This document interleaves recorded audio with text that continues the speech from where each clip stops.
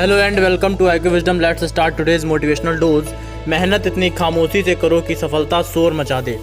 Life के जिस phase में हम स्ट्रगल कर रहे हैं तो हमें अपनी परेशानियों का गाना नहीं गाना चाहिए कि हम ये कर रहे हैं, हम साइकिल से कॉलेज जाते हैं, हमें इतनी मेहनत करनी पड़ती है, हमें पढ़ाई के साथ साथ काम करना पड़ता है, क्योंकि वो आपका अपना स्ट्रगल है अपने सपनों को पूरा करने के लिए।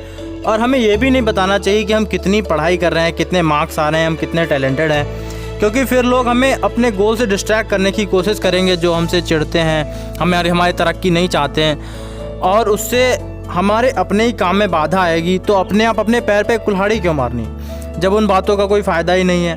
और यही जीवन की सच्चाई है कि हमें अपनी लड़ाई अपने आप ही लड़नी पड़ती है। दूसरी बात, आपको ये भी पता चलती है कि कौन आपकी केयर करता है, क्योंकि वो लोग जो आपके स्ट्रगल में बिना किसी शर्त के आपके साथ रहते हैं, आपका हालचाल लेते रहते हैं, तो आपको पता चल जाएगा कि कौन आपकी केयर कर रहा है और कौन आपके सिर्फ मतलब के साथी हैं।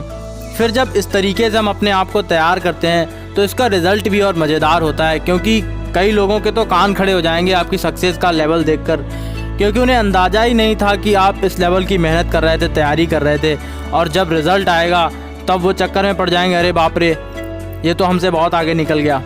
अपने लक्ष्य तक पहुंचने के बाद आपको ये भी पता चल जाता है कि किससे कैसे ट्रीट करना है, क्योंकि आपके स्ट्रगल में जिसने जिस तरीके से आपका साथ दिया था, आज आप सक्सेसफुल हैं, उसी को उस तरीके से आप डील करेंगे।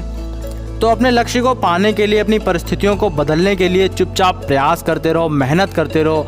अगर कोई आपका मजाक उड़ा रहा है या बाधा बन रहा है तो उसे इग्नोर करते रहो, क्योंकि आपको पता होना चाहिए कि आपकी सफलता का तूफान आएगा तो ये लोग सबसे पहले आपके पास आएंगे चापलूसी करने के लिए।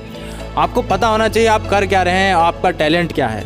फिर वही लोग जो आपको परेशान कर रहे थे वो बाद में आएंगे आपके पास चापलूसी करने के लिए कि हमें तो पता ही था यही होने वाला है, आप कुछ बड़ा कर जाएंगे।